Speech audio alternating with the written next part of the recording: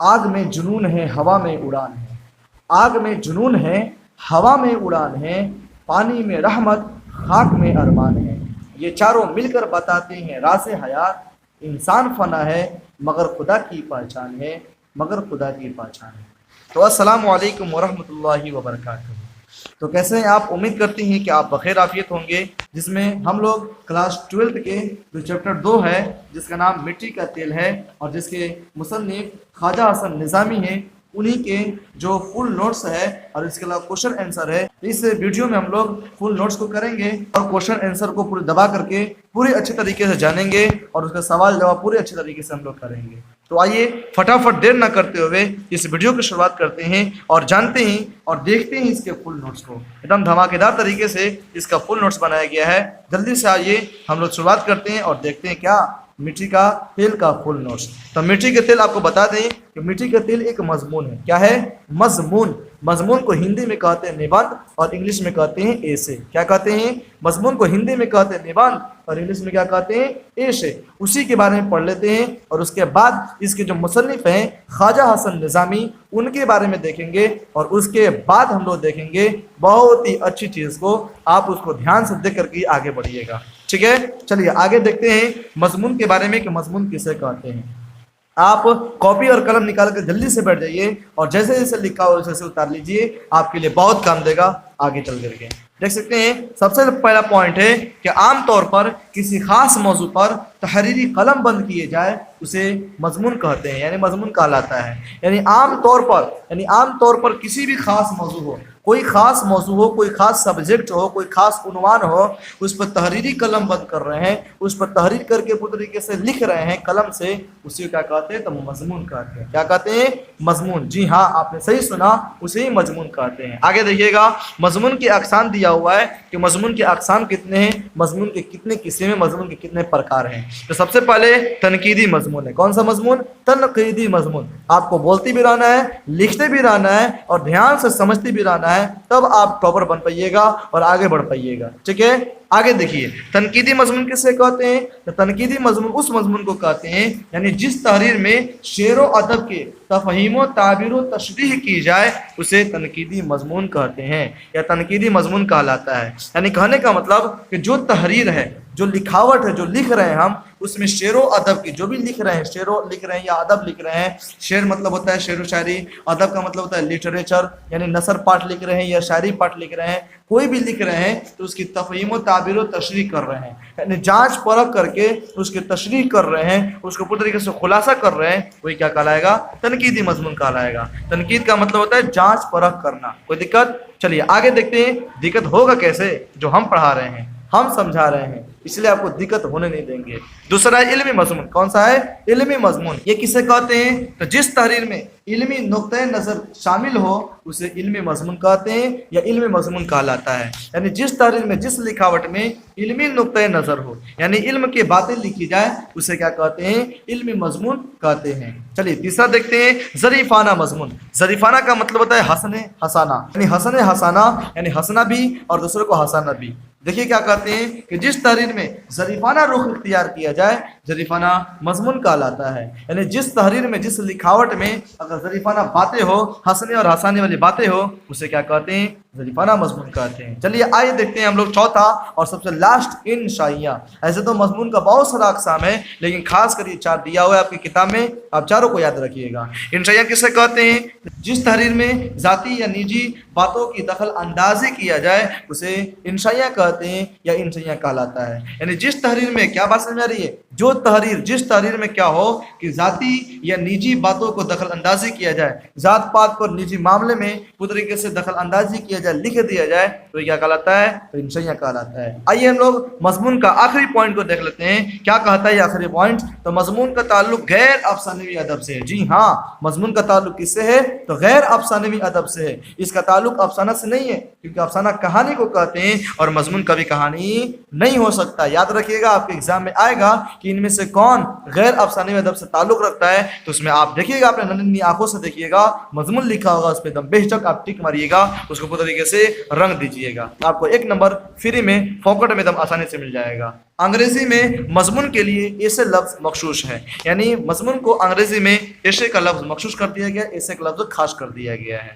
چلیے مبارک ہو، یہاں تک آپ دیکھ لیے ہیں، تو آئیے ہم لوگ فٹافٹ دیر نہ کرتے ہوئے جو دوسرا لیسن ہے مٹی کا تیل جو کہ مضمون ہے، تو مٹی کے تیل کے جو مصنف ہیں، جو رائٹر ہیں، مضمون نگار ہیں، ان کے بارے میں جان لیتے ہیں ایک دم دھماکے دار طریقے سے، خوبصورت طریقے سے، دم اچھے طریقے سے ان کا پورا بایوگرافی جانتے ہیں۔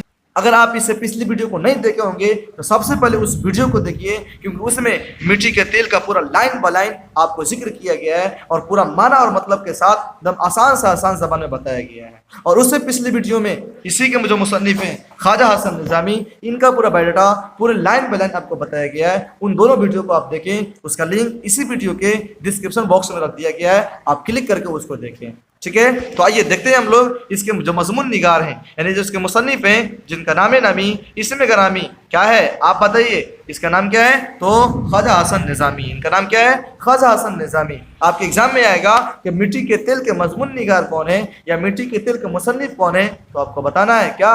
خواجہ حسن نظامی۔ بہت اچھا، خواجہ حسن نظامی بتانا ہے۔ ان کے پیدائش دیکھ لیتے ہیں۔ ان کی پیدائش ہوئی ہے دسمبر 1878 عیسوی میں۔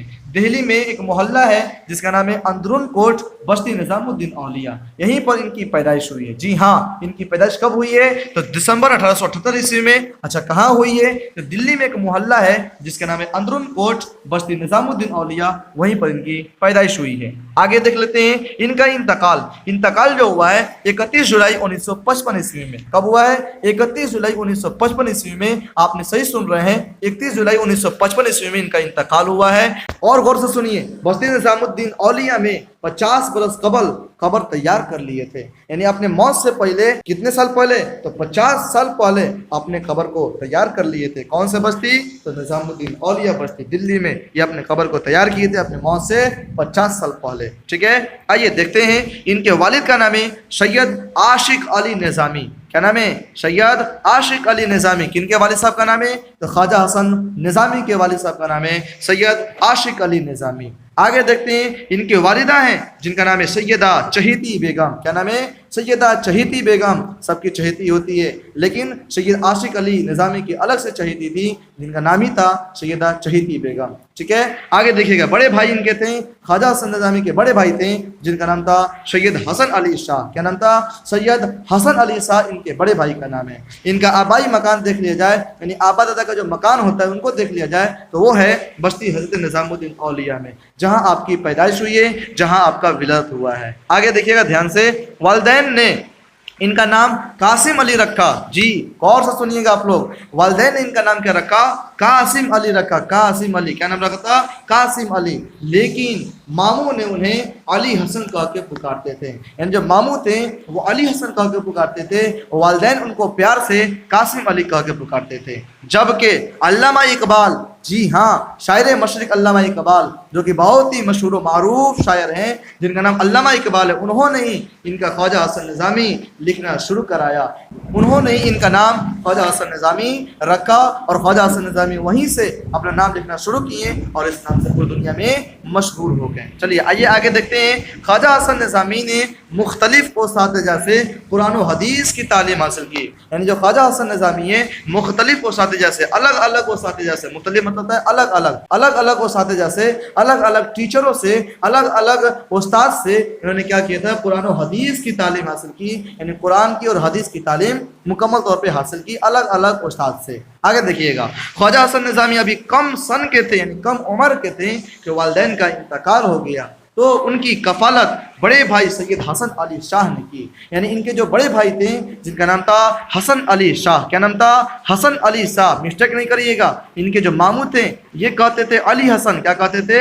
علی حسن کہتے تھے، اور ان کے بڑے بھائی کا نام تھا سید حسن علی شاہ۔ آپ کو مسٹیک نہیں کرنا ہے، آپ کو ایگزام پورے طریقے سے لکھ کے آنا ہے۔ ان کے جو ماموں تھے وہ علی حسن کہہ کے پکارتے تھے اور ان کے بڑے بھائی کا نام تھا حسن علی شاہ۔ تھوڑی سی ہیر پھیر کا ادھر ادھر کا فرق ہے، اگر آپ ایگزام میں بھول جائیں گے تو ہم ٹرک دیتے ہیں، ہم کب کام جائیں گے؟ ہم ٹرک دیتے ہیں، آپ ٹرک کو دیکھیے اور ٹرک کو پہچان کر کے آپ ان کو یاد کر لیجئے۔ تو ٹرک یہ ہے کہ ان کے بڑے بھائی تھے جن کا نام تھا حسن علی شاہ، تو سب سے پہلے بتائیے کہ اس میں حسن علی شاہ ہے اور اس میں علی حسن ہے. کیا ہے؟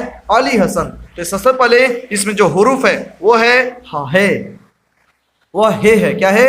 ہے. اور اس میں جو حروف ہے وہ ہے عین. کیا ہے؟ عین. تو سب سے پہلے بتائیے کہ الف با تا سے آپ پڑھتے ہیں یا الف بے تے سے آپ پڑھتے ہیں تو اس میں پہلے حرف کون سا آتا ہے؟ ہے آتا ہے. آپ کہیں گے ہے آتا ہے تو سب سے پہلے بڑے بھائی کون ہو جائیں گے؟ ہے سے، یعنی حسن علی شاہ. اور عین بعد میں آتا ہے، اس لیے خواجہ حسن نظامی بعد میں پیدا ہوئے ہیں، اس لیے ان کو علی حسن یعنی عین سے کہا جاتا ہے علی حسن. یاد رکھیے گا، اس میں مسٹیک نہ کریے گا. آگے دیکھیے دھیان سے، دیکھیے گا دھیان سے. ان کی والدین کے انتقال کے بعد ان کے بڑے بھائی ہی ان کی کفالت کرتے ہیں، یعنی ان کی دیکھ بھال کرتے ہیں، اپنی سرپرستی میں لیتے ہیں. آگے دیکھیے گا، ان کی شادی ہوئی ہے. اس کے جو پچھلے رائٹر ہیں مرزا فرحت اللہ بیگ کی بھی 2 شادی ہوئی ہے اور ان کی بھی 2 شادی ہوئی ہے. پہلی شادی سیدہ حبیب بانو سے ہوئی ہے. کس سے ہوئی ہے؟ سیدہ حبیب بانو سے ہوئی ہے. 18 سال کی عمر میں چچا کی لڑکی تھی، انہی سے ان کی شادی ہوئی ہے. کتنے سال کی عمر میں؟ 18 سال کی عمر میں. جب خواجہ حسن نظامی کی عمر 18 سال کی ہوئی تب سیدہ حبیب بانو سے ان کا نکاح ہو گیا. اب دیکھیے دوسری شادی سیدہ محمودہ خواجہ بانو سے ان کا ہوا تھا. کس سے ہوا تھا؟ سیدہ محمودہ خواجہ بانو سے ان کی دوسری شادی ہوئی تھی پہلی بیوی کے وصال کے بعد، پہلی بیوی کے انتقال کے بعد. تو پہلی بیوی کون ہے؟ سیدہ حبیب بانو. دوسری بیوی کون ہے؟ سیدہ محمودہ خواجہ بانو یا سیدہ محمودہ بانو. ٹھیک ہے، آگے دیکھیے گا. خواجہ حسن نظامی رسالہ کا مطلب ہوتا ہے پتریکہ. کیا ہوتا ہے؟ پتریکہ. نظام المشائخ کی بنیاد ڈالی، یعنی ایک پتریکہ نکالیں نظام المشائخ کے نام سے، ایک رسالہ جاری کیا. کس کے نام سے؟ نظام المشائخ کے نام سے. اور مختلف یعنی الگ الگ ہندو تیرتھ استھانوں کی یاترا کی، پھر فلسفے ویدانت سیکھا. یعنی کہنے کا مطلب کہ جو خواجہ حسن نظامی تھے یہ تو نظام المشائخ کا رسالہ ڈالی دیے تھے، رسالہ جاری کر دیے تھے. اس کے علاوہ مختلف الگ الگ ہندو تیرتھ استھان کی بھی یاترا کیے تھے. اور یہی نہیں، اور سنیے، یہ فلسفے ویدانت بھی سیکھے تھے. جو وید ہوتا ہے نا، سان وید، ریگ وید، اتھر وید، بہت سارا وید ہوتا ہے، 4 وید اگر مانا جاتا ہے تو یہ سبھی ویدانت کو کیا کہتے ہیں؟ سیکھے تھے. کون؟ خواجہ حسن نظامی. آگے دیکھیے گا، خواجہ حسن نظامی 200 سے زیادہ کتابیں لکھے جن میں روز نامچے، قلمی چہرے اور سی پارے دل شامل ہے. یاد رکھیے گا، حسن نظامی جو تھے، خواجہ حسن نظامی، یہ 200 سے زیادہ کتاب لکھے ہیں. کتنے کتاب لکھے ہیں؟ تو 200 سے زیادہ، جس میں سے 3 کو آپ کے نصاب میں دیا ہوا ہے. آپ اس کو ایک دم داتے سے کھینچ کے یاد رکھیں گے. پہلا نام ہے روز نامچے، دوسرا ہے قلمی چہرے اور تیسرا ہے سی پارے دل. کون کون سا آپ بتائیں گے؟ سب سے پہلے ہم سن رہے ہیں، غور سے سن رہے ہیں، آپ بتائیے پہلا کون سا ہے؟ نہیں بتائیے گا؟ بتائیے، جلدی بتائیے. پہلا ہے روز نامچے. چلیے بہت اچھا. پہلا ہے روز نامچے. دوسرا بتا دیجئے؟ قلمی چہرے. بہت اچھا. تیسرا ہے سی پارے دل. چلیے بہت اچھا، اللہ آپ کو سلامت رکھے. اب دیکھیے، یہ سوانی لکھے ہیں. سوانی کا مطلب ہوتا ہے جیونی، یعنی خواجہ حسن نظامی جو ہیں یہ جیونی بھی لکھے ہیں. کس کے نام سے؟ تو نظامی بصری کے نام سے. کس کے اوپر؟ تو حضرت نظام الدین اولیاء کی جیونی لکھے ہیں نظامی بصری کے نام سے. ٹھیک ہے. 1857 کے متعلق کتابیں لکھی ہیں اور شری کرشن پر بھی ذہنیم کتاب لکھی ہے. یعنی کہنے کا مطلب کہ 1857 عیسوی کے جو غدر کا واقعہ ہوا تھا، انقلاب ہوا تھا، کامل انقلاب، اس کے اوپر انہوں نے 1857 میں ایک کتاب لکھا تھا جس کو پڑھنے کے بعد دل دہل جاتا ہے. ٹھیک ہے. اور آنکھ سے دم خون کی آنسو نکلنا شروع ہو جاتے ہیں. ایسے ہی کتاب لکھے تھے. اور یہی نہیں، شری کرشن کے اوپر بھی انہوں نے کیا کیا کہ ذہنیم کتاب لکھا. ایک بہت بڑا کتاب لکھا، موٹا کتاب لکھا. ذہنیم کا مطلب ہوتا ہے موٹا کتاب، بہت بڑا کتاب یہ لکھے تھے. آگے دیکھیے گا دھیان سے. اب یہاں سے ہم لوگ اپنے مضمون کی طرف چلتے ہیں جس کا نام مٹی کا تیل ہے. کیا ہے؟ مٹی کا تیل. اس کے بارے میں جو مین پوائنٹ ہے اس کو ہم لوگ اس میں دیکھیں گے اور اس میں جانیں گے. ابھی تک آپ اس ویڈیو کو لائک نہیں کیے، ویڈیو کو لائک کریں، چینل کو سبسکرائب کریں اور اپنے دوستوں میں شیئر کریں. شیئر کرنے میں کنجوسی نہ کریں. شیئر جتنا کریے گا اتنا ہم دبا کے آپ کی تیاری کرائیں گے اور آپ کو اردو کا ٹاپر بنا کے رہیں گے. اسی لیے آپ اپنے دوستوں کو بھی شیئر کریں تاکہ آپ کے ذریعے آپ کے دوست ہمارے ساتھ جڑے اور ہمارے ساتھ جڑ کر کے اردو کی تیاری کر کے اردو کا ٹاپر بن سکے. ٹھیک ہے. چلیے ہماری بات آپ کو سمجھ میں آ گئی ہوگی. آپ شیئر کر دیجیے، جلدی سے جلدی شیئر کریے. چلیے آگے دیکھتے ہیں ہم لوگ. اس میں دنیا کے 4 اثر آگ، ہوا، پانی اور خاک ہے. یاد رکھیے گا، دنیا کے 4 اثر ہے، 4 تتو ہے، 4 عناصر ہے. ٹھیک ہے. کون کون ہے؟ آگ ہے، ہوا ہے، پانی ہے اور خاک ہے. ٹھیک ہے. جس سے ہم دنیا میں زندہ رہتے ہیں. اور یہ چاروں میں سے اگر ایک بھی چیز ہمارے اندر نہ ہو اور ہم کو نہ ملے تو ہم دنیا میں زندہ نہیں رہ سکتے. چاروں میں سے کوئی ایک چیز بھی نہ رہے تو. جس میں سب سے کم تر خاک یعنی مٹی کو سمجھا جاتا ہے. یعنی آگ، ہوا، پانی اور خاک میں سب سے کم تر، سب سے ذلیل و حقیر خاک کو یعنی مٹی کو سمجھا جاتا ہے. آگے دیکھیے گا، آگ اپنی تمازت سے جلا دیتی ہے. کس کو؟ تو خاک کو بات ہو رہی ہے، خاک کے بارے میں. تو جو آگ ہے اپنی تمازت سے، اپنے جلن سے، اپنے تپش سے اس کو جلا دیتی ہے. ہوا جو ہے اپنے جھونکے سے اس کو اڑا جاتی ہے، یعنی اڑا دیتی ہے پورے طریقے سے. اور پانی جو ہے اپنی زور کے ساتھ اس کو بہا جاتی ہے، یعنی بہا دیتی ہے. اور یہ خاک جو ہے تمام مخلوقات کے پاؤں تلے روندی جاتی ہے. چنانچہ یعنی اس لیے اس کے بیچارگی اور ذلت پر ترس آتی ہے. اس کے جو مصنف ہیں، جی ہاں مصنف بتاتے ہیں خاک کے ساتھ کیسا کیسا سلوک ہوتا ہے. اس کے مصنف بتاتے ہیں جو آگ ہوتا ہے اپنے تمازت سے اس کو جلا دیتی ہے، ہوا جو ہے اپنے جھونکے سے اس کو اڑا دیتی ہے، پانی جو اپنے زور سے اس کو بہا دیتی ہے. اور یہی نہیں، اور سنیے، یہ جو خاک ہے تمام مخلوقات، جتنی مخلوقات اس دنیا میں رہتی ہے، تمام مخلوقات کے پاؤں تلے اس کو روندی جاتی ہے پورے طریقے سے. اسی لیے اس کے بیچارگی اور ذلت پر پورے طریقے سے ترس آتی ہے. آگے دیکھیے، انسان جسے اشرف المخلوقات کہتے ہیں، کیا کہتے ہیں؟ اشرف المخلوقات. اس کا مطلب کیا ہے؟ تمام مخلوق میں اشرف، تمام مخلوق میں اشرف، تمام مخلوقات میں اشرف سمجھا جاتا ہے. کس کو؟ انسان کو. اسے کہتے ہیں وہ مٹی سے ہی پیدا ہوتا ہے اور مٹی میں ہی فنا ہوتا ہے، یعنی مٹی سے ہی بنتا ہے اور مٹی میں جا کر کے مل جاتا ہے. آگے دیکھیے، قدرت نے اس خاک کے تہ میں نایاب خزانے ہیرا، موتی، سونا، چاندی وغیرہ چھپا رکھا ہے. اتنی چیزیں اس خاک کے تہ میں قدرت نے چھپا رکھا ہے. اور یہی نہیں، اور سنیے، مٹی کے بعض ٹکڑوں میں، بعض کا مطلب کیا ہوتا ہے؟ تو بعض کا مطلب ہوتا ہے کچھ.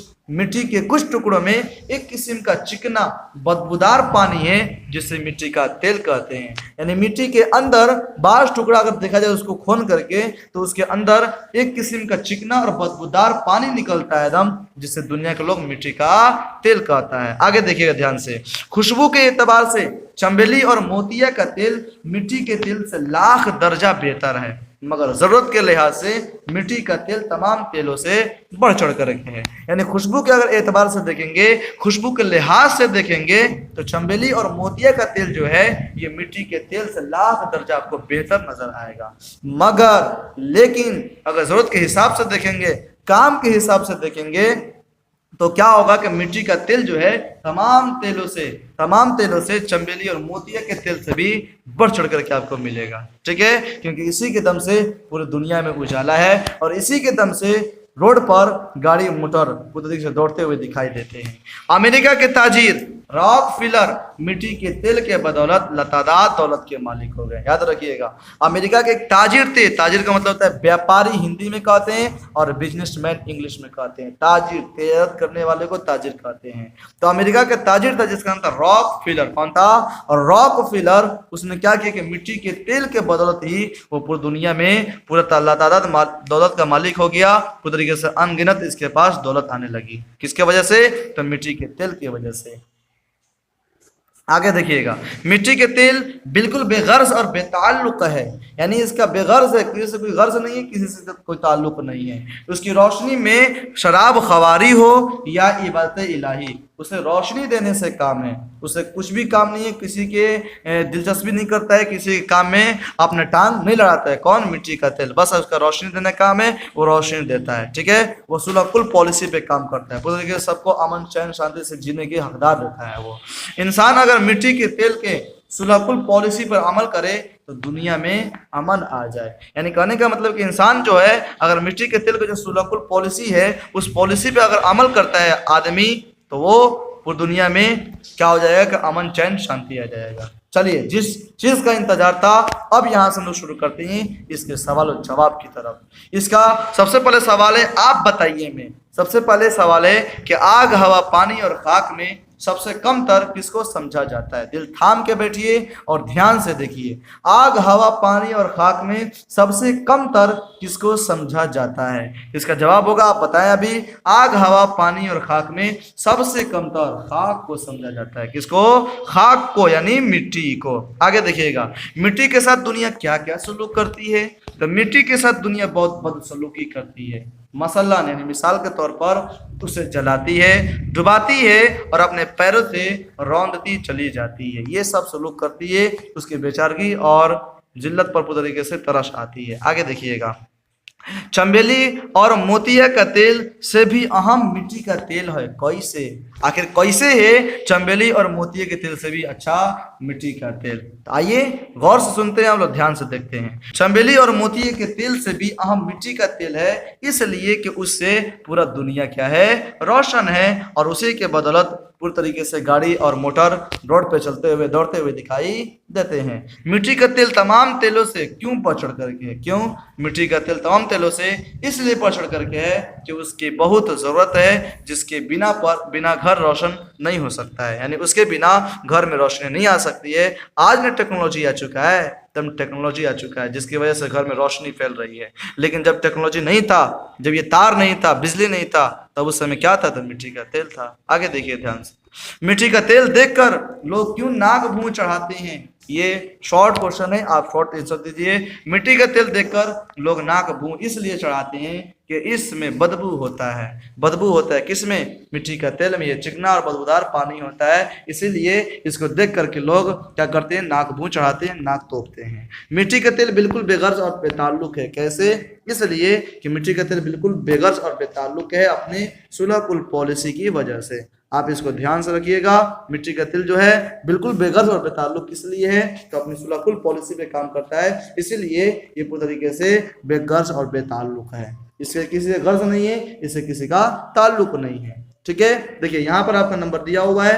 आपको अगर कोई भी दिक्कत हो उर्दू से रिलेटेड, उर्दू के ताल्लुक से कोई भी आपको दिक्कत हो, कोई भी परेशानी हो, तो व्हाट्सएप नंबर ये दिया गया है, इस पर आप मैसेज करें और अपने परेशानी को, अपने मसले को जाहिर करें। इंशाअल्लाह उस मसले पर पूरी तरीके से काम किया जाएगा और आपकी पूरी तरीके से मदद की जाएगी। ठीक है, आप मैसेज करें तो सलाम लिखें, हाय हेलो ना लिखें, क्योंकि ये मुसलमानों पर शोभा नहीं देता है। मुसलमान ईमान वाले होते हैं और ईमान कहता है कि सलामती की दुआ की जाए, सलाम की जाए, हाय हेलो ना की जाए। इसलिए सलाम कीजिए, अपना नाम बताइए और अपने गांव जिले का नाम भी बताइए, ताकि हमको पता चल सके कि इस जिले में इस वीडियो को देखा गया है, इसको देखा गया है। ठीक है, आइए देखते हैं ध्यान से मुख्तसर गुफ्तगू देखते हैं। मुख्तसर सवालात। सबसे पहला सवाल आता है कि मिट्टी के बेचारगी और जिल्लत पर क्यों तरस आता है? यानी मिट्टी है उसके बेचारगी और जिल्लत पर क्यों तरस आता है? इसका जवाब सुनिएगा ध्यान से कि मिट्टी के बेचारगी और जिल्लत पर इसलिए तरस आता है कि अल्लाह ताला ने दुनिया में 4 बुनियादी अनासिर आग, हवा, पानी और मिट्टी को पैदा किया। उन चारों में सबसे ज्यादा हकीर मिट्टी ही है, जो तमाम मखलूकात के पांव तले रौंदी जाती है, पानी के मौज के साथ यानी पानी के जोर के साथ बह जाती है, हवा के झोंके के साथ उड़ जाती है, आग की तमाज़त तपिश जलन से और गर्मी से के साथ जलती है, मगर फिर भी उफ नहीं करती। उसकी इस बेचारगी और जिल्लत पर तरस आता है। ठीक है, यहाँ तक ये बता दिया गया। आइए दूसरे सवाल में चलते हैं। ध्यान से देखिएगा, बहुत आसान सवाल है और बहुत ही आसान जवाब दिया गया इसका, बहुत ही आपकी जबान में जवाब दिया गया है। ठीक है, मिट्टी के तह में कौन कौन से खजाने कुदरत ने छुपा रखे हैं? आप खुद कर सकते हैं। मिट्टी के तह में कुदरत ने ऐसे ऐसे नायाब खजाने छुपा रखे हैं जिसका कोई जवाब नहीं। उन खजानों को काम में लाकर इंसान एक महजब आदमी कहलाता है, यानी अच्छा आदमी कहलाता है। तरह तरह के मादिनियात, तरह तरह के खजाने जैसे सोना, चांदी, हीरे, मोती और जवाहरात वगैरह मिट्टी के अंदर ही होते हैं। अगर ये मादिनियात ना होते तो इंसान जानवरों जैसी जिंदगी बसर करता।